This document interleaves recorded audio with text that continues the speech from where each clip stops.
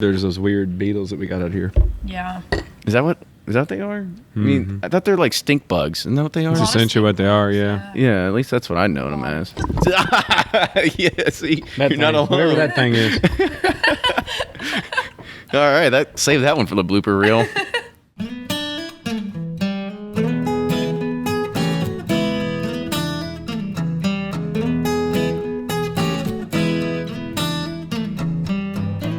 Welcome back. This is episode 199 of Bourbon Pursuit. I'm one of your hosts, Kenny. And to go through a little bit of the news, back on episode 186, we featured Pam Heilman of Michter's Distillery. Pam talked about her extensive history working in bourbon that began at the Booker Noe plant. She's had a long tenured career and was named the Master Distiller of Michter's back in October of 2016. However, last week, Pam announced she is retiring from Michter's, and Dan McKee will be taking over as the new Master Distiller. We wish Pam all the best in her retirement, and you can look forward to hearing her one last time when we release her interview with Fred Minnick at the Kentucky Derby Museum's Legend Series.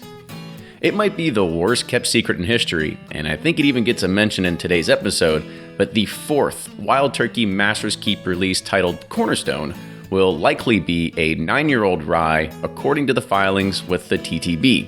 The label describes it as the Cornerstone as a Kentucky Straight Rye Whiskey, batch 0001, bottled at 109 proof, aged a minimum of 9 years, and approved by Eddie Russell. However, we all sort of knew this was coming for a while. Also kind of fun to note, if you go on a barrel pick at Wild Turkey, there's going to be a few rye barrels just for sampling fun. Just another reason to love those Russells. We've had both our guests back on the Russells family episode, which was 175. But this time, JoAnn and Bruce get to have a moment in the spotlight. Both know their Wild Turkey distillation and family history like the back of their hand. We know this firsthand because on our last Russell's Reserve barrel pick, we had JoAnn actually giving us the tour for the podcast. And this show dives into their personalities because these two are very vibrant, they know what they're doing, and we discuss the effect of bringing fresh faces into the distillery and how they plan to keep some of these traditions that Mimi, as you'll understand here in a little bit, how it try to keep those alive. We've got about 150 bottles remaining from our 4 barrels of Pursuit series. These are ranging anywhere from 10 to 14 years old, and we're excited that we're going to be bringing 2 more barrels in May.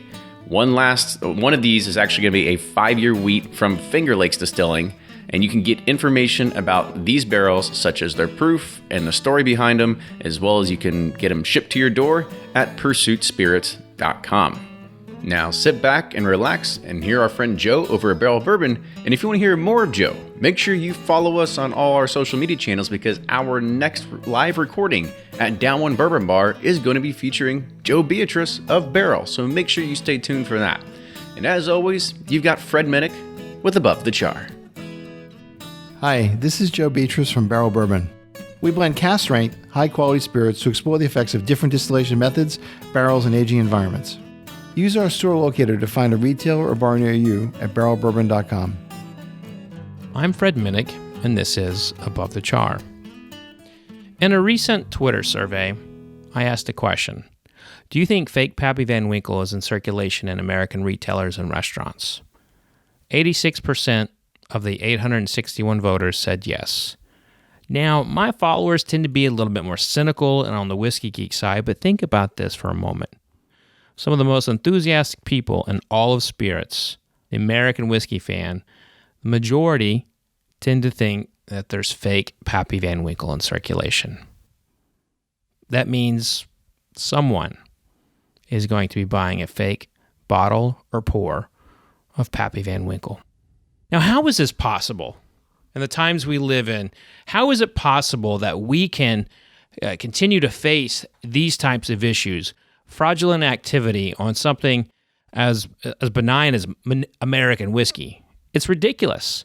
But we've seen it in Scotch. There are people serving time in prison for wine. We even had the Pappy Van Winkle heist a few years ago where Buffalo Trace employees stole from their own employer and tried to resell it. But the fact is, as long as people can make money, it will always happen. People will always try to circulate fraudulent bottles into the marketplace. And there's not a whole lot we can do about it. But there is one thing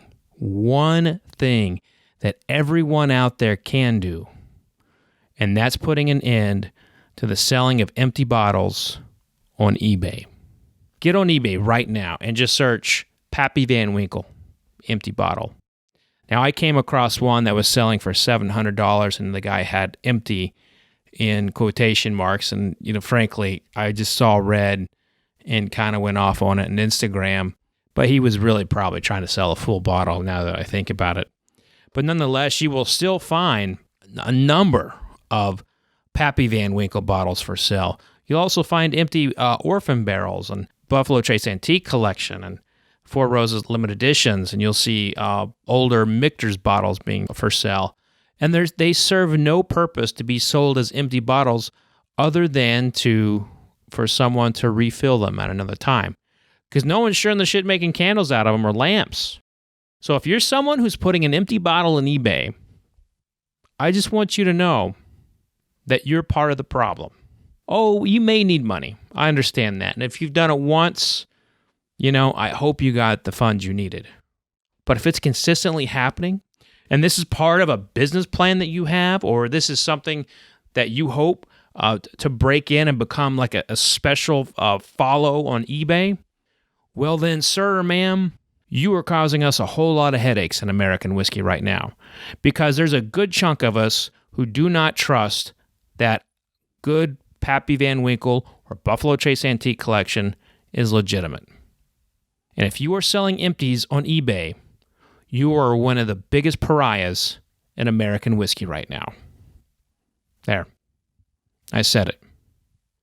Think about that.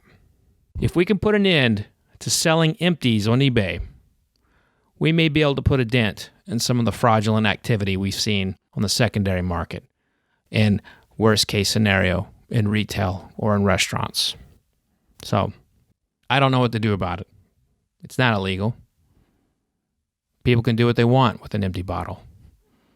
But if you have an empty bottle, display it proudly on your mantle. Or take it outside and break the motherfucker with a sledgehammer. I don't care.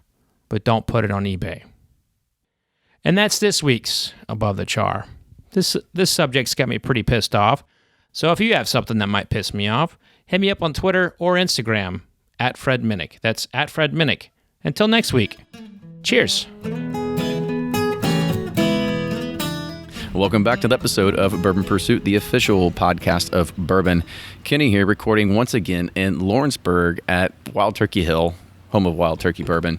And this has been a series of recordings that we have been doing. However, we have two new guests to the show that had not been on previously, because we have had Jimmy and Eddie on. And we've got a few of the Wild Turkey super fans that have been on before as well. But this one, we kind of looked at it and we said, there's got to be some more faces, right? And there's a lot of new faces that are starting to up and come that are the younger generation of bourbon, or what Fred and some other selves are starting to call this, even the media people, like the new regime of it, right? Because we've got a lot of people that are older authors and they're trying to do something different. Like, we're doing podcasts now, and now we've got some new blood that are starting to enter the whiskey world in itself. So with that, I'm going to go ahead and introduce our guests. So we have got Bruce Russell, who is the global brand ambassador. You want to go ahead and introduce yourself? Yeah, how's it going, guys? I was just the brand ambassador. There was just only ever one of us, so I was like all of them. Whatever there would be, I would do. But now they've got me transitioning to be more in the distillery, hopefully take over and do a lot of the same stuff that Dad and Jimmy did. So we'll talk about that one. Then we also have JoAnn. And JoAnn, is it Street? Am I saying the name correctly? Okay. Yeah, so I do a little bit of brand ambassador work, but I also help out in the visitor center with all the events and whatnot that go on kind of all over the place. So let's go ahead, and that's a good way to kind of kickstart it. So you're going in, doing a lot of like the events and stuff like that. Do you want to follow in any other footsteps to like get into the distillation, the warehouse, the actual jobs of what's actually happening inside of the distillery now? So for me, I have a little bit of a different story. Like, Bruce grew up coming to the distillery, whereas I grew up in Tennessee and then decided to move up to Kentucky. But right now, I'm Congratulations, you made a great choice. Thank you. I think I'm liked a little bit more now. now in the Russell family because I moved up here. You don't wear like a bunch of orange around the house. Absolutely not. Okay, so you're not a volunteer. I went to the University of Kentucky. So Oh, okay. Well, perfect. Die-hard Cats fan. But for me, I think I'm still trying to find my way in this industry. And right now I'm really enjoying the marketing aspect of the job and just really getting to interact with different bartenders and people who truly love what we do here. And it makes me more passionate and want to be better at my job as well. So for right now, I think let Bruce, Eddie, and Jimmy make all the good juice, and then I'll just be out there talking about it, sharing the wild turkey love. So you don't have any dreams or aspirations to want to do that? Maybe in the future, but right now I'm enjoying what I'm doing. Maybe like a summer internship, something like that, to learn the distilling operation? Yeah, we'll see. I think once Bruce gets here, I've learned a lot from him. We're kind of really good buddies, and definitely who I look up to the most. So I'm sure once he gets back here and kind of doing his thing, I'll probably be very intrigued in that as well. But I'm really enjoying what I'm doing right now. Good. So. Awesome. And so, Bruce, we'll kick that over to you. So you have been now, you live in Austin, Texas right now, correct? Kind of. Kind of? All right. So I haven't lived there much this year. So he's I've between, kind of moved back, he's between homes. They've got me moving back for sure permanently here in Kentucky January 1. It was actually supposed to be sometime this year, so my job's kind of in a transition phase where I've really probably spent the most time here in Lawrenceburg at the distillery this year, as opposed to 300 days on the road last year, but I'm still doing a little bit of the ambassador work. We've hired somebody to take over as a national level ambassador, but I guess they treat everybody a little bit nicer than us. Mm-hmm. So they didn't make your him family. travel. Yeah, they didn't make him travel 315 days. So he only has the West Coast. So I'm filling in a little bit on the East Coast. JoAnn's filling a little bit on the East Coast in some of the smaller markets. So you guys are starting to understand what it's like to live in the Delta Sky Lounge. Exactly, yeah. And we are Delta through and through. Me, Dad, Jimmy, I think all of us are. Yeah, we've talked about it to an extent, at least with Eddie, because I was a Delta person at one point when I was traveling. So we talked about Sky Lounges and sort of how you get used to Atlanta, Which always confused Atlanta and me Detroit. why they weren't Southwest. With Wild Turkeys of Southwest. Yeah, and Jimmy was buddies with Herb, and I think that's kind of how that Wild Turkey thing got started. But now everybody's We're getting Delta. swarmed by bugs out here, by the way. So if you see us on camera and we're dodging and weaving, it's because there's just bugs just flying everywhere. And we are recording outside, so if you hear trucks going on in the background, it's because of the limestone quarry that they are just trucking stuff in and out of. You know, it was funny. We were actually recording another episode and trying to figure out, where Bruce was going to start coming into here because Eddie actually was part of the union when he started coming in here, and Jimmy was sort of laughing a little bit because he made him do that. Now, are they going to make you start joining the union too and sort of work your ranks up, or do you think you figured out a shortcut? No, and it's a cute story now, but it wasn't as cute back in the day. There's some real animosity between them about how Dad got started. I don't even think that Mimi originally wanted Dad to work here. Now they work well together and we make amazing whiskey. But I won't have to do the exact same thing Dad did because Dad was kind of forced to go to the union without a college degree. And I'm coming in with a little bit of background in the job and with a degree and some chemistry under my belt and stuff, and been doing the apprenticeship. So I would assume that I'm going to have to do the same type of things, but I probably won't be a union employee. I'll probably be a Campari employee, but their plan is to get me as soon as possible into the warehouse. And one thing we did forget to mention is, so you are Eddie's son. Oh, yeah. Right? So we forgot to talk about the family lineage at some point. So, Jimmy Russell, Mimi is what we call him, me and JoAnn, is our grandfather. Eddie, the current master distiller, is my father. And then he is JoAnn's uncle. But as far as Wild Turkey is concerned, Mimi was not the first one to work here. Mm-hmm. My grandmother worked here before he did and was basically the reason he got a job here. And then his father had worked here even before my grandmother did. And as far as I know, his grandfather was maybe the first person to work in the distillery here in Lawrenceburg or in Anderson County, and he worked at the old Joe plant, which I believe was the precursor to what eventually became Four Roses. Mm-hmm. So talk about your side. Like, did you look at coming into this as saying, like, I just need a job, guys. Like, can we have some fun here? Or did you have this aspiration of wanting to be a part into the family business? Yeah, so growing up, I always went to different events that they threw like outside of the distillery, whether it be Bourbon Festival or like the National Wild Turkey Federation down in Nashville. And I've always kind of had interest in it, but when I turned 21, I started out giving tours at the Visitor Center, just kind of working there as a summer job. And the longer I was there, the more passionate I got about it. And when you really get here and you see what Jimmy and Eddie do here, and then what Bruce has done the past few years, you just you love it. You can't get out of it. It's addicting. And when you see that passion, you don't want to do anything else. Hey, you use that word passion a lot, right? Mm-hmm. About what you see inside the family. Yeah. So are you looking at making this a lifelong career at Wild Turkey, or are you looking this as like this is gonna be fun? No, I'd love to work here. And it's not just the family, it's the people. A lot of our employees have been here for a very long time, and I think that says a lot to our company and who we are as a brand, that it's not just Jimmy and Eddie that have been here forever. We've got people that have worked here 20, 30, 40, 50 years. So you're saying there's other people we should have on the podcast too besides Jimmy and Eddie? If you want to. No, because they'll tell you the real truth. Yeah. Maybe you don't like that. Yeah. So, yeah. So another question for you while we're talking on JoAnn here. Kind of talk about what it is being, we'll talk about being sort of a younger generation here in a second, but being female, because right now you have a lot of females that are starting to make their presence. You've got Fawn Weaver of Uncle Nearest, you've got Marianne Eves of Castle and Key, you've got the Bourbon Women's Society that's starting to grow on hundreds of members now. So do you see this as like a great push for involvement of women into whiskey too? Absolutely. And I've got to be a part of Women in Whiskeys a lot. So their Instagram page, they've got a ton of followers, but also just the support. Because I'm sure, like Jimmy said, back in the day, it really was a gentleman's drink, and not so much anymore. And he likes saying that. I think he does too. Yeah, he's got this little like winkle in his eye. He's like, yeah, he's just it's a man. Maybe it's the good old days. I don't know what he's thinking, but it's awesome. It's a great time to be in the industry. It's booming right now, and it's not just whether it be brand ambassador work, but bartenders and just industry in general is growing insanely right now, and I'm just thankful to be a part of it. Mm-hmm. So let's talk about sort of new blood, right? Like what it means to be new blood in here. Do you think that this is, because Jimmy had said it before, right? It's an old man's drink. It was something that was just kind of just pretty stagnant for a while. Do you see as a new regime or new blood coming in that's kind of reinvigorating this market?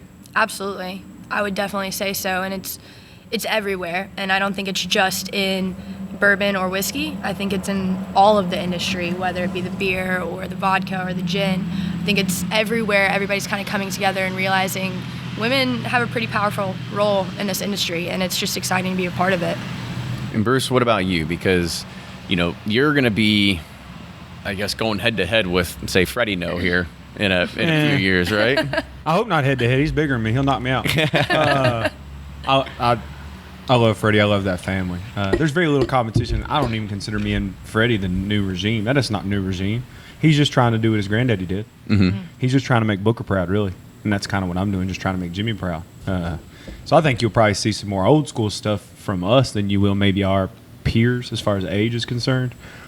This new wave of distiller, this new wave of industry person is really exciting for the most part. Now here in Kentucky, I don't think we have as big of a problem as you see in other places.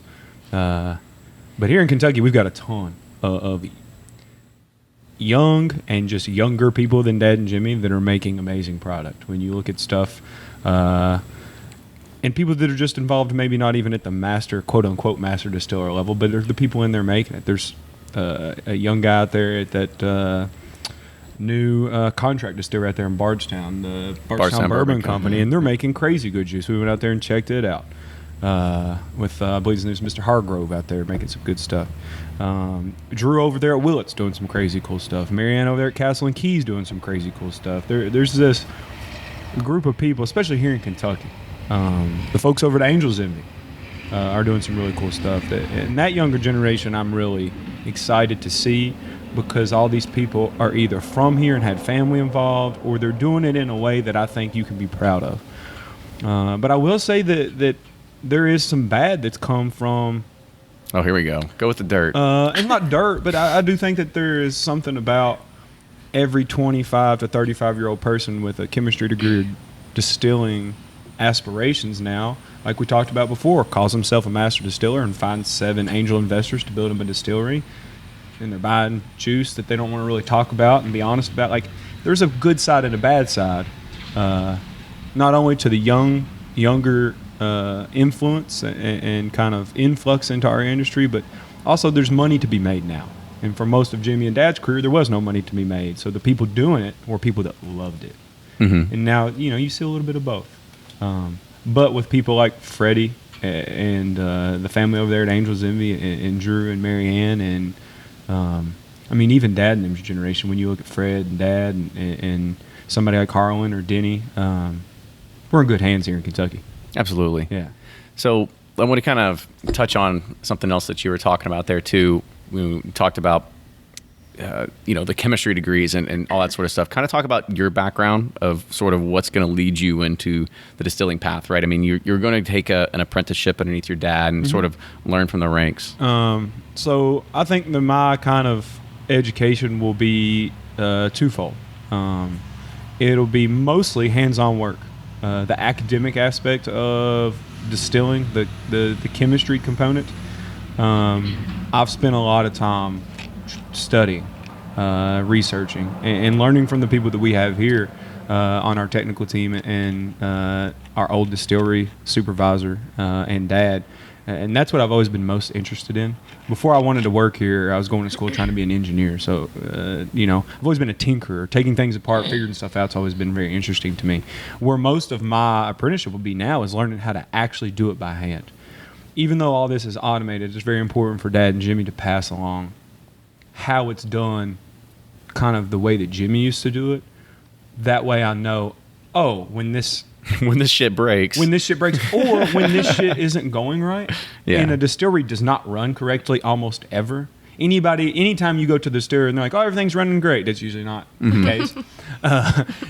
Something's always wrong. And I need to know why. Because that's where a master distiller really comes in to play now. And some people, I guess, are just figureheads. But a lot of these guys, whether the consumer base knows or not, are in there working. But a master distiller isn't stirring pots anymore. He's not hand crushing grain or, he's not sitting on top of a 200-degree still and having to take proofs and temperatures like Jimmy would. It's all automated now. Right. Where a master distiller really comes in handy is how to remedy something that's going wrong or how to make something maybe even better in that automated process. And that's the stuff you've got to learn. You only learn that by being here. Jimmy can go in and smell the fermentation and say, you left that sitting there too long, starting to smell spicy. Mm-hmm. Well, until I was here for a decade and trying to actually listen and learn, I had no clue what that meant. But now when you go in, you smell it, and you can tell, we've had secondary fermentation come in. It kind of smells like vinegar. It's spicy. It's peppery. And it's stuff like that. You just have to kind of be here and pick up. That for some reason, Jimmy and Dad don't teach you. They just figure, you'll listen, you'll learn, Yeah. It's kind of figure it out in due time. It's experience, yeah. And you're going to figure out the hard way. I don't know if I'll ever make whiskey as good as Jimmy did in his prime. I know I'm biased because he's my grandfather, but when you try that turkey that he was making, when cost was not a factor, when he was probably losing money, hemorrhaging money probably, by making whiskey the way he did, man, that stuff in the 70s and 80s and early 90s, that stuff is incredible. Right. And so my goal at the end of my apprenticeship is just to make something that's half that good. If I could make something that's got a little bit of that old school wild turkey funk, because we got away from it for a while. There's this weird time in the 2000s where our stuff is a little bit inconsistent. It doesn't have that same kind of wild turkey overall flavor. Mm-hmm. It's not as complex. It's not as flavorful. It doesn't have that deep funk that some of that other stuff had. But now we're getting, I think, back to that. Yeah. When you taste some of these limited editions, like the Russell's limited editions, or like that Decades, or you taste some of these single barrels that people come and buy. That's some of the best stuff we've ever made in the history of our distillery. And so I'm excited about getting to learn how to do it, but also trying to do that same stuff that Jimmy always did. Yeah, that was actually one thing that I had asked your dad when we started looking at the growth of the brand, how everything is pretty much, that's not running at full bore, right? It's at about 3/4 capacity, something like that at the current time. So there's going to be a day when age and stock is going to be there, right? And you can be able to say, well, all right, well, I'll go fill a few barrels with 107, right? Because you can do a run and I'll just go fill 600 barrels. And then, then maybe you'll be able to look at having those releases where they are reminiscent of those old days. And it could be 8-year Wild Turkey 101, going into the barrel at 107. And it might be able to pick up some of that old. So here's something funk. I'll tell you, and really I'm trying to tell your listeners. Is that if you all want to see stuff like that, even if we have, so here's how it kind of works with us, is even if we do have back stock to be able to do that thing, we have to not necessarily get permission, but you got to convince your overlords. Exactly. There needs to be a kind of a program and a plan involved, and they really want to see that it's going to be worth their time, even if it's not sold. It needs to generate something. And so one thing that I like to tell bartenders, but it goes the same for people that would be listening to this, somebody that's an enthusiast or considers himself a bourbon geek or bourbon nerd or a collector. If you want to see stuff like Old Entry Proof, if you want to see everything go non-chill filter, this stuff that I see people yelling about on Bourbon Reddit or on people's blogs or on comments on Patreons and stuff, not only yell online, use your purchasing power. Purchase the stuff like that. Tell people when you're at tastings or at these events, hey, I would really like to see some Wild Turkey from 107 because that's what matters. You never know. You could be talking to the right marketing person at the right time, and all of a sudden, because this has happened with us, I heard from this guy that we would really like this kind of thing. It's like, yeah, we've been trying to tell you that for 15 years, but the one right consumer at the one right time with one right place can get something like that through. So we want to do all this kind of stuff like 107 Entry Proof. We want to go back to making maybe some even smaller batches than we're doing that are high proof, maybe non-chill filter, barrel proof, maybe something like the Kentucky Donut Legend series. There you go. But to be able to do that, we need you guys too. There you go. Yeah. So there's a call to action for all the listeners out there. Yeah, you all help us a lot when you all fight for the old school style whiskey that we want to make for sure. There you go. So one of the things that we didn't ask when we started this, because typically when we have somebody, we don't really need to do it with Jimmy and Eddie because it's Jimmy and Eddie, but with you all, and it's typically what we ask all our guests is kind of like, well, how did you get into bourbon? Like, do you remember that first time that you either consumed it, or was it something that, I'm sure possibly you coming here and actually just having to go to, do they have a daycare here? Did you have to come to daycare at the distillery? The daycare for me, I think, was called Keith James. It was a guy that worked under Dad that I always used to try to hang out with when I was a kid. And I think he knew. I got you a bug again. I think that Keith knew if he had basically the boss's grandkid with him that he could do whatever he wanted at work. So we used to hang out. No daycare. But if you want to go ahead first on the whiskey thing. I mean, for me, I guess definitely in the past few years, my interest in it, my love for it's grown a lot, and just getting very fortunate to taste a lot of different things, especially a lot of our old school stuff like Bruce was talking about earlier, the stuff that Jimmy was making in the 70s and the 80s is some of my favorite stuff. And personally for me, Russell's 98 is one of probably my favorite product that we've ever made here before. I just tend to like that sweeter, that vanilla, that caramel in those bourbons that we make here. So for me, I'm a big Russell's advocate. And the whole entire line I really enjoy. Mm-hmm. So I would say when I was 12, and I know that's probably not what Campari and them want to hear. Yeah, it's all right. So 21, we're all about being authentic. But when I was 12, around then, I might have been 13. My brother was 9 or 10. Dad took us and gave us some whiskey, and who you all probably know as Dad and Jimmy is not really who they are at home. They're very stereotypical Southern patriarchs of families, stern, don't speak, disciplinarians, tough on you.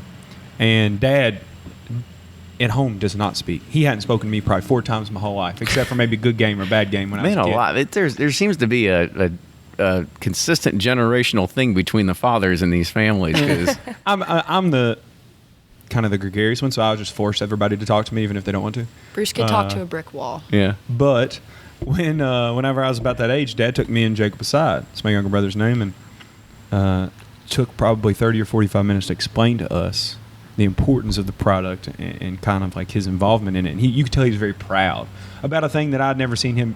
He'd never been proud about anything like that before in his life, except maybe my mom. That's the kind of look he had on his face. And that's when I knew, me and my brother both did. Now, he never got into this. And at that time, I didn't want to do this. But I knew this is special.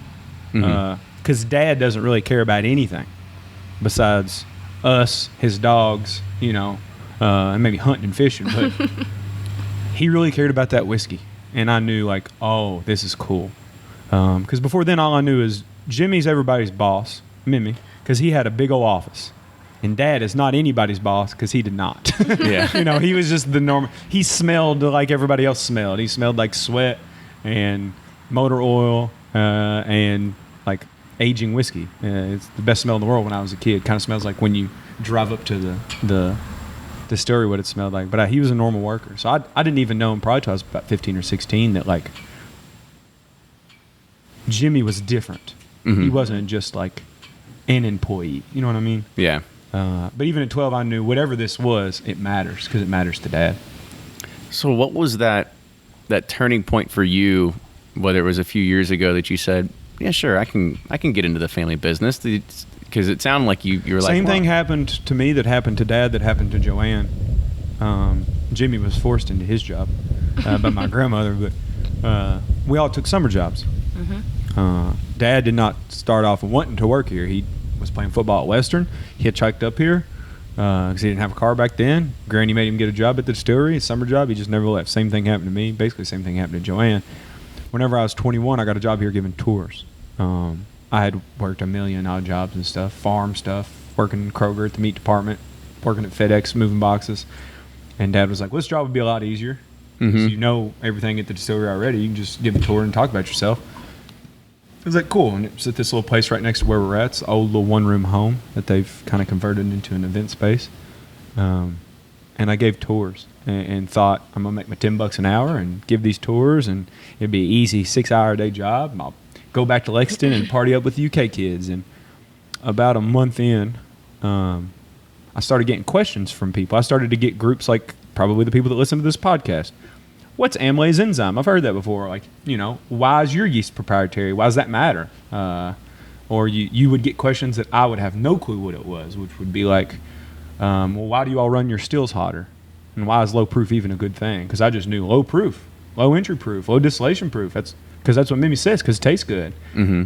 And then once I realized I don't have the answers, I started to pick the brains. And again, it was a situation where you had two guys in your family that really don't open up about much. And then as soon as you start talking bourbon, all of a sudden they start to gush. Yeah. Yes. And that's when I knew, like, oh, I need to stick around here and at least figure out what's going on, because this is cool. And at that time, I was still thinking maybe I'd go be an engineer or do something like that.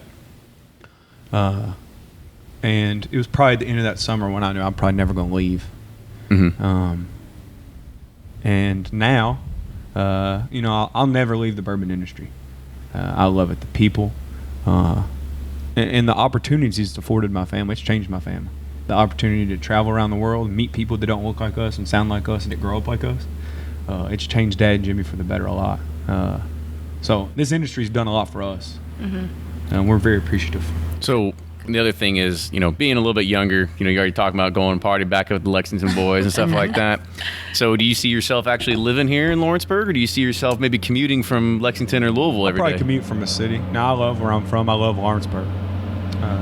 And it's a great place to grow up. And it's a great place to raise a family. But you gotta have there's a little bit more. I've got to make the family before I move somewhere where I'm going to raise a family. You know what I mean? You tell me Tinder isn't like a big thing in Lawrenceburg? No, it's pretty tough going out on dates when every single woman within probably 5 years of me I'm either related to, or I've dated before, or I dated their sister. It's a small community. Everybody knows me, and everybody knows my best times and my worst times. Yeah. And that's rough here. Uh-huh. And so I'll probably have to go to Louisville or Lexington. Mm-hmm. I'm not going to say I'm never going to live here, because Lawrenceburg, It's home. yeah, it's home. Like, I went to school at Anderson County. I went to the same high school that Jimmy went to, same buildings and everything. Mm-hmm. I went to church right down here growing up in this little community called Tyrone that is the most little country church in the world. And that, it made me who I am. And I love it, but And maybe I've been living in Austin, so it's going to be hard to go from Austin Hard transition. to 6,000-7,000 people or whatever it is. You know? The live music scene in Lawrenceburg just isn't the same. Huh? Well, now, there's a guy right down there, Jared Stratton, that would disagree. He's pretty good. Yeah. Take your word for it. So who knows? You could be here long enough and they'll get your own scooter down there. Hey, that scooter's pretty cool, isn't it? It goes about 50. That's what he said. He said Oh we my put a God. license plate on it and do some turn signals and I really everything. want to, because we know everybody in town. I really want to get the chief of police to come down here and like fake arrest him from drinking and driving on his little moped scooter. That'd be a good one. What about you, JoAnn? Do you actually live around here? Do you commute? Like, what's your Went to school in Lexington. I still live there right now, but think I'm going to be making the move to Louisville by the beginning of the year, just for work. Bigger market, as you know, Lexington's. It's not super big, definitely a college town, but there's only so much you can do there. So I'm excited to make the move to Louisville, get to a little bit bigger of a city, because I did grow up in Nashville. I grew up in a small town about 20 minutes south of Nashville, so much bigger than Lawrenceburg is. I was about to say, it was like if they gave you an ultimatum, be like, you got to move to Lawrenceburg. What would you I would say? do it, absolutely. I mean, Granny Joe and Mimi live here. I'd get free breakfast every Saturday at 9 I a.m. hope they don't force her to, though, because then she'd be complaining to me. Be like, I'm spending the night at your house. I got to get out of here. Got to get out of here. You've probably heard of finishing beer using whiskey barrels, but a Michigan distillery is doing the opposite. They're using beer barrels to finish their whiskey. New Holland Spirits claims to be the first distillery to stout a whiskey. The folks at Rack House Whiskey Club heard that claim and had to visit the banks of Lake Michigan to check it out. It all began when New Holland Brewing launched in '97. Their Dragon's Milk beer is America's #1 selling bourbon barrel aged stout. In 2005, they applied their expertise from brewing and began distilling. A beer barrel finished whiskey began production in 2012, and Rack House Whiskey Club is featuring it in their next box. The barrels come from Tennessee, get filled with Dragon's Milk beer twice, the mature bourbon is finished in those very same barrels. Rack House Whiskey Club is a Whiskey of the Month club on a mission to uncover the best flavors and stories from craft distillers across the U.S. Along with 2 bottles of hard-to-find whiskey, Rack House's boxes are full of cool merchandise that they ship out every 2 months to members in over 40 states. Go to rackhousewhiskeyclub.com to check it out and try a bottle of Beer Barrel Bourbon and Beer Barrel Rye. Use code PURSUIT for $25 off your first box. So I want to kind of just take it back, talk a little bit more about the whiskey, right? Because both of you are ambassadors. You both know it inside and out. So kind of, because this is every show is going to feature a little bit different kind of angle on the wild turkey story, and since you guys know the product sets really well, let's just go through them just kind of real quickly to give our listeners kind of a different understanding that they wouldn't necessarily get from Eddie or Jimmy when we're talking stories, right? Yeah. So let's start at the 81 and 101 and kind of like give us the typical spiel that you would usually do when you're out ambassadoring is the word we are trying to coin. So I'll do 81, you do 101, because I Okay. think 81's a little bit more difficult. A little bit different, yeah. So 81 is was not the original, 101 is. So it's kind of a take on that came out under the Pernod, I believe, regime when they were our parent company. And they had decided that they wanted to have a competitor for the 80 proof set. And like most 80 proofs, surprise, surprise to no one that's listening to this, are 4 and 5 years old. And they had chosen to go down that same route. And so for a very long time, we had an 80 proof wild turkey that was, and when people say 4 and 5 years old, hopefully everybody knows that means it's probably all 4 years old, and every now and then a 5 might squeeze in, and so it wasn't the best whiskey. And for a long time, and I've heard on this podcast, so I'm sure you're aware that it's very hard to get Jimmy to say anything bad about anything that's ever happened at the distillery. He's a very proud. Good company man, very proud, very positive. Yeah. And he just doesn't want to hurt anybody's feelings. Now, if you get him along sometimes, he'll say what he thinks, but he did not like that 80 proof. Never did. And now he admits it. And I think by the end of the 80, he used to tell people kind of like wink, wink, why would you drink the 80 if you could get the 101? Because not only was it a 4-year-old product, but it was proof down. It's just not what he liked. But then after Campari bought us, and I think it's one of the smartest things they've done, they realized that we didn't care for the product, and that's probably a big reason why it didn't sell. Because when your 2 main faces of the company, they're on the road, Dad and Jimmy, when people ask them to drink the 80 proof and they refuse outright and go to something else, that tells you a lot. And so they decided, let's change it. And it's one of the few things that they gave Dad almost full reign on. And he said, well, I don't think that it's a problem that we have a proof down thing. I just think the whiskey's not good. And so we changed the product, and what you see now is 81 is no longer any 4 or 5. It's now going to be 6, 7, and 8-year-old blend. Average age right around 6.5 years.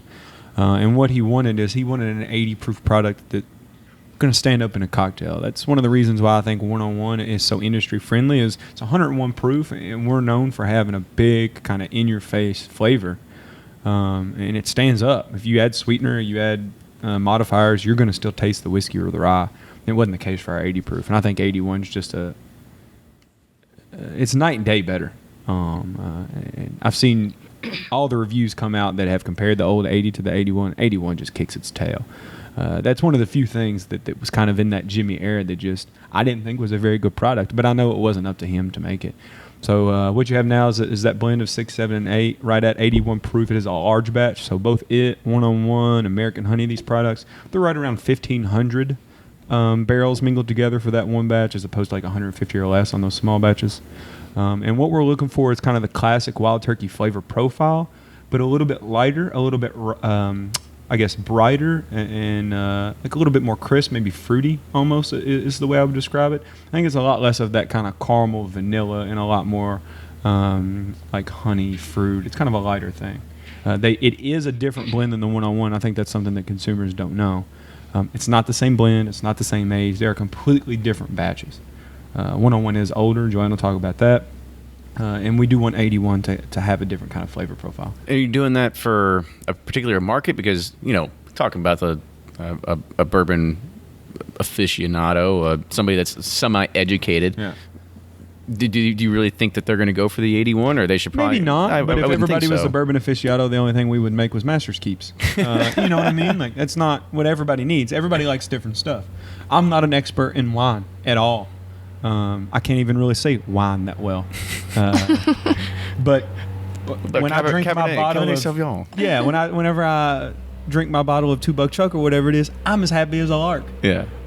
Just like I'm sure whoever enjoys like the 81, that's their go-to drink, they're enjoying it. It's for maybe a more of a beginning consumer. It's for somebody that wants something low proof or something a little bit more sessionable. Or for a bar, because there's a lot of bars that want Wild Turkey as their base product. But 101 and 101 Rye are not inexpensive, especially for well or rail products. So if you go to a bar and they have 101 or 101 Rye as their bourbon and Coke order or whatever, that's a good bar that's spending a lot of money on their product. Most people don't want that. They want something a little bit less expensive. 81's for that kind of bar too. Mm-hmm. But we have seen a pretty big growth on the off-prem too, which is exciting because, like you were talking about, a lot of the consumers that are going to be on this are going to be listening to this are going to want more probably rare breed, spirit, private barrels, the limited stuff. Nailed it. Yeah. Yeah. But we've got those consumers. Like, they're already on our side, and we make stuff specifically for them. So it's really fun to see when you walk into a liquor store and there's somebody that's like looking through, what bourbon should I get? Oh, Wild Turkey. Well, now 81's not 81 anymore. It's Wild Turkey bourbon. So that's what they're going for. Mm-hmm. And I think if you try that, it does give you a kind of a good representation of what Wild Turkey can be. 101, and when you get up to rare breed or like a Russell's 2002, it just continues to be, I think, even more and more quote-unquote Wild Turkey. I think 81's like a really good entry point. Maybe Long Branch is too now. Mm-hmm. There we go. So go ahead. Hit us a little bit of 101 knowledge. Yeah, absolutely. So started back in like the late 30s, early 40s is when we first started making 101. It was 8-year 101. One story that really stood out to me that Bruce told in the warehouse one day when we were doing a barrel pick was it really stood out because back then 4-year-old bourbon was really what everybody was getting. And I guess when you put 8 big on a bottle and 101, people kind of get drawn to it. So that's kind of what built our company.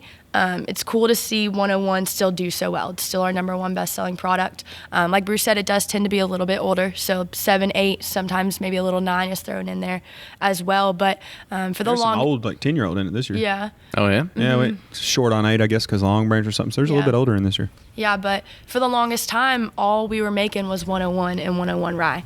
And one of the coolest stories that I've come to know is that without the bartending industry, without off-prem, on-prem, we would just still be 101 and 101 Rye. We would not have Russells, we wouldn't have Kentucky Spirit, we wouldn't have Rare Breed, because that's not what the market wanted back in the day.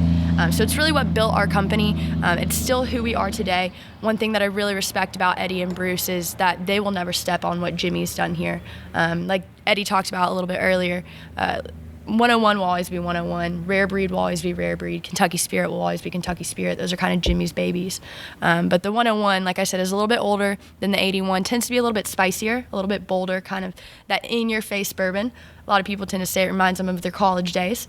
Which is funny. Like, why? It's funny because we all talk about 101. They had way more money than I did in college. I used to drink whenever I was broke and couldn't steal anything. Yeah, Kentucky Gentleman and KG. Mountain Dew. Now, I was a Kentucky Tavern guy myself, Yeah. so I was a Kentucky Tavern. Exactly. But we would every once in a while had a buddy because I'm a nerd, right? I work in tech, and so every time I had to go fix something for him or reboot his girlfriend's router, whatever the fuck it was at the time, he would always be like, "Hey, we're gonna go get a bottle of 101 and drink it tonight." Yeah, we'd shoot it. Yeah. And back then we're kind of like, I was like, now I'd probably like savor and sip it. But back then we were shooting it, right? I don't understand. It's Exactly. a funny difference. Yeah, I still shoot it every now and then. Yeah. But that's probably one of the biggest things I get, especially working in the visitor center when people come in. Oh, I drank this back when I was in college. Like, that's how I know what it is and why it's around. But tends to be older, a little bit spicier, 101 proof. Definitely stands up in a cocktail. Definitely our boldest product, in my opinion. It's where you're going to get that spice. It kind of takes over your palate a little bit compared to a few other things in our portfolio that tend to be a little bit sweeter. Well, it's quite the statement to say it's the boldest one because you got rare breed as Think well. so. Yeah, 116 is pretty easy to drink, though, I think. Yeah. Oh yeah, that's just back porch good. Yeah, country it's day fun. sipping whiskey right there. One thing I'll say about the 101 that I think is kind of cool that people probably don't realize when they look at the history, and I think this is like kind of in your face to some of the crowd that maybe listens into this podcast. 101 started off as a contract brand. Mm-hmm. So when people that aren't super educated about how contract really whiskey know that. works, Yeah. don't poo-poo contract brands. Some of them are really great. Ours is pretty good. But what it is, how it all started, our distillery was already making that recipe and something similar. A guy that went on a turkey hunt got some of our whiskey from our distillery that he was already purchasing and fell in love with it and was one of the few people that probably have ever existed that was wealthy enough to turn an inside joke into a brand. And it had become kind of an inside joke with him and these guys on this hunting trip. Oh, this is Tom's Wild Turkey Whiskey. Mm-hmm. And they fell in love with it. And then he started to promote it locally, and it was a contract brand. He owned the label, owned the name, and we made the whiskey for him here out of our distillery back when we were still Anderson Distilling Company, when it was owned, I think, even by the Rippies. Mm-hmm. And then by the time we were quote-unquote owned by the Austin Nichols Company, Austin Nichols was then kind of merged or owned by a completely different company. And so anytime when the label was owned by Austin Nichols, it was kind of a contract situation. Now, we were making good stuff out of here, so it was a good contract situation. And Wild Turkey just kind of took over. We were the JTS Brown distillery more so than anything else. That was our big product. And really the only thing that we made back then that's still around, I think. Although I think we made Dowling whiskey back then too. Mm-hmm. And I think it might still be around, but I'm not sure. Jimmy seems to think it is. But a lot of his like facts and figures or stuff are from back when he was drinking 20 years ago. So I'm not sure. He's not hitting it as hard as he used to. No, he's not. Not unless I make him. Yeah. Because now it's you two that are taking over, hitting it hard on Friday nights, right? But, once every 4 or 5 months, whenever we're all out somewhere, especially, like, he has certain places he really likes. Mm-hmm. Chicago is probably his favorite market. Definitely. Because he has a lot of friends there. And old school people are still around there. But when you get him with some old school buddies, he'll still stay out till 4, 5, 6 in the morning. The mind is willing. Mm-hmm. And I think that the palate is willing. He's just getting up there in age. Yeah. But if you hung out with him all day today and drank whiskey, he'd stay here with you till Friday if you wanted him to. Absolutely. Yeah. So let's go hit a few other ones real quick. So talk about rare breed a little bit. Who wants to take that one? Yeah, I'll talk a little bit about it. So it started back in 91. It's when we did the first batch, I think. Eddie said we've made about 13 batches now. Yeah, there's like 12 or 13 different proofs that we've done. Proofs that we've done. So making a new one every few years, but right now it's going to be 6, 8, and 12 years old. So Jimmy really, really loves whiskey that is 6 to 12 years old. So he basically took those 3 years that he loves the most, put together at a barrel proof, and that's what made Rare Breed. So been around since the 90s. The previous batch was at a 112.8. So it's a small batch bourbon. For us, that's about 150 to 200 barrels commingled together. And then right at barrel proof. So chill filter it right at barrel proof, not adding any water to that product whatsoever. So it's a cask strength or barrel proof bourbon. And right now it's sitting at a 116.8. And it tends to be, in my opinion, there are a lot of flavors that go on in the rare breed just because it does have so many different years in it. When you get down to kind of the nerdy science part about whiskey, and especially aging it in a barrel, different years produce different flavors. So for me, 6 is really where you get that spice in the rare breed. The 8 is kind of where you get a little bit more of that vanilla, caramel, oaky flavor. And then that 12 is really going to kind of round it out, bringing a little bit more of that sweetness, kind of that chocolatiness, I guess Eddie would say, nuttiness on the back end of the product. Gotcha. Real cool. And then we Kentucky Spirit, Russell's, right? Those are kind of still fall in the same, right? Single barrel. Well, actually, Russell's doesn't technically have to be single barrel, does it, or is it? There's 4 Russell's products, so 2 single barrels and 2 small batches. Kentucky Spirit's probably the next one that we would go with if we were like doing the ambassador thing, because we usually do like all the turkey stuff and then the Russell stuff. Yeah. So rare breed and Spirit kind of have a similar story where those aren't original ideas from Mimi. I think he just saw his friends do something and thought it was cool and then did his version.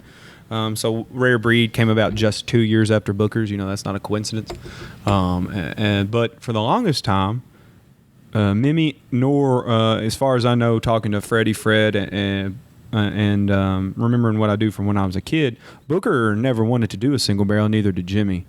They thought that it would be a disgrace to the brands because you would lose consistency. And they're right. You can never be perfectly consistent barrel to barrel. And that's why most of the people listening to this podcast, and myself included, think the single barrel stuff's probably the coolest stuff that comes out of all these distilleries, because you can taste... every day it's something different. You could taste a barrel that Fred Minnick picked out, or you could taste a barrel that, like I was just up in New York with the Beastmasters guys or whatever, or you taste one that an ABC store picks out. They're all going to be so wildly different. Some super weird and funky, some just like retail, some super light. And he hated that and still doesn't completely get behind it because the consistency bothers him so bad. And so it took him forever. So Booker's 89, Rare Breed 91. Well, Blanton's came out in 84. It took him 10 years to finally admit, hey, this Blanton stuff's pretty cool. Maybe we should do our version. And so he kind of wanted to do the same thing Elmer did. Elmer wanted to basically make the best version of that ancient age juice he could. And Jimmy wanted to go about making the best version of 101 he could. And I still tell people that's the only way you're getting kind of the OG, the original 101. Because Kentucky Spirit in that retail is always going to be at least 8 years old. 101 in the bottle is not anymore unless you're getting it from Japan. So if you want that old school, at least 8-year-old 101 proof kind of flavor profile, I think Spirit's the way to go. It's probably the least talked about, least fanned over, most forgotten about product that we have on our line now that the Russell single barrels have come out, and a lot of people have gone to those for the private barrel program, and with Rare Breed being so good lately, I really think people should give Spirit a chance if they haven't had it in a while. It's a delicious product, and when you find that right barrel, it might be the best thing we make. That stuff is so good. And I know some people get caught up in Russell's is 110 and it's 101. Sometimes water helps. Sometimes you find that right barrel that you proof it down, 10, 15 proof points, and that water opens it up, and it's just super tasty. We're getting swarmed by bugs again over here. But I agree with Bruce, definitely, because I think Kentucky Spirit is my favorite product and just kind of like our standard portfolio, but definitely doesn't get the love that it deserves for being 8-year 101, kind of like that OG stuff. That's what worries me. They changed that bottle. No, we know. Yeah. It could be the only reason people buy it now is because of that cool bottle, and so that scares me. Because not very much of it is bought, so I don't want anything to happen to that product. Right. Well, you should probably just stave like a few pallets of it in the back, so you can just go have your own little special releases of your own Spirit. Don't think that's not already done. Yeah, I see. Here's a few quote unquote empty barrels out here. There you go. That's smart. So we're gonna get towards the end of this. So if there's any other products that you want to quickly touch on real quick to kind of educate the consumers. Yeah, I would love to touch on 101 Raw a little bit more. It's my favorite product that we make year in, year out. Because you're the rye guy. But it's not because it's my favorite to drink. That would probably be the single barrel rye, or maybe a Revival right now I really like. But I think 101 Rye is very important to us because it's very important to the bartending industry. It's what they've traditionally kind of held as their own, and the thing that they've always kind of supported Wild Turkey with is putting 101 Rye as the base cocktail in spirits or in wells. And it only exists today in its current form because of a bartender. And I think this is a good story to tell your listeners, whether they work in the industry or they're enthusiasts or they run their own blogs or podcasts or whatever, that you all matter. The people that enjoy our product and people that are passionate about our product, they matter to us. So 101 Rye went away for a while. We made very little rye for a very long time. One day, kind of in the first season, spring. One day in the second season, fall, winter. And didn't have enough. Part of that is because we didn't forecast enough. Part of that is forgiven happened, so we lost 6 months worth of our rye into an accidental thing that our buddy Connie did, and we didn't have enough. So in the late 2000s, I think it might have been around 2010, 2011, 2012, right in there, 101 Rye went away. And Campari at that time came out with the 81, and I think they thought we can get by just lowering the proof a little bit. And we couldn't get by. A lot of people got very angry, especially people that had used that for decades as their well. Yeah, their rye. If you ask for a rye neat, that's what they're going to give you. And so a guy by the name of Eric Castro, who's a good buddy of mine now, he's almost like one of the family, owns bars in San Diego and New York. At that time, I think maybe working in San Francisco, started an online petition. First time I ever seen this happen, to petition a supplier and also kind of speak out and say, if y'all are going to get 101 Rye, we're not going to carry any more Campari products. And he was the guy that kind of mattered. You know, he made himself matter. He was loud and proud about what he did and took bartending seriously. And because of his passion and because he got a lot of other people to kind of side with him and sign up on this kind of like online petition or group or whatever it was, Campari listened, and they came out with the product after just 2 or 3 years of it being off the shelf. And it's not even on allocation anymore. We have plenty of it and have had plenty of it for a year or two, the 101 Rye at least. And that's why it's kind of my favorite product, because it's a product that is very near and dear to me because I enjoy it so much, because 101 Rye is the only reason why we make any rye to begin with, because it's the thing that kind of makes money on the rye side, but also because it's a good example of what a person that can be passionate what they can do, what they can get done. You had a question from Dave Jennings earlier, Rare Bird. It's another good example. Like, this dude just made his hobby into almost like a full-time job, even though he has another job. Like, we talk about him in the company when we're doing meetings and stuff. Like, did you see that thing he said? Or did you see that timeline that he did? Like, Campari's like, is this right? Can we use this? And so, like, should we pay him? Yeah, exactly. Yeah. Really, though. He's doing a better job than a lot of people we paid to do that kind of stuff. And like, even if it's not Wild Turkey, if you're listening into this, you're passionate about whiskey, about bourbon. If you're a Buffalo Trace fan or a Jim Beam stan, or you only liked 400-year-old family estate with Willett, that's cool. Be passionate about that, almost to an obnoxious level, and kind of good things happen. Because we like that. We like when somebody shows up and gets that, that look I was talking about earlier that Dad and Jimmy have on their face when they're passionate about something, like when Dad was talking about that whiskey. That's the kind of look that makes me excited when somebody comes in and Dad's like, I got something that we haven't even put out yet for you to try, and you see that guy's eyes light up, and you think Dad had hung the moon at that point. That's the best part of this job, is see people get excited about what we do. Absolutely. Well, I'm going to go ahead and end on that note, because this is going to be one that we're never going to forget, because we're all going to walk away with mosquito bites after this. So, That's that right.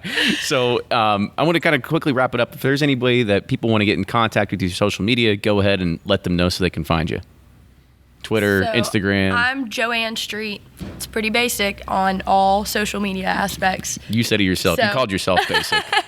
There you go. I was bugged. That was karma right there. My Instagram is Russell's Rye Guy. I don't use social media very much, and I think my Twitter is Bruce Russell 101. I'm on Reddit too. You'll see me like pop around on Bourbon Reddit every now and then. But I can be reached at any of those social media outlets, and if you want to know anything, if you want to reach out and come take a tour or come pick out barrels, or you just want to know what actually goes on and whether or not what you've heard is true, reach out. We're very open and honest, and We'll try to answer you as quickly as possible. Inside Secrets with Bruce Russell. Yeah.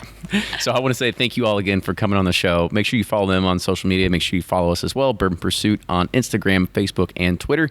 And if you do like what you hear, you want to keep this show going and bring on always new and interesting guests, go ahead and subscribe and support us on Patreon, patreon.com/Bourbon Pursuit. And if you have any more show suggestions, people you'd like to see, send us an email, team@bourbonpursuit.com. With that, you two, thank you again for joining us. It's been a pleasure. And well, hopefully we'll do this again. Maybe, well, we'll have to do a catch-up at some point, right? Because your dad and Jimmy were both on Mimi. I'll call him Mimi too. They were back on episode 70, 76, something like that. And now we're hundreds of episodes past that. So it's gonna be good to kind of catch up with you all soon. So with that, thank you again, and we'll see you all next week.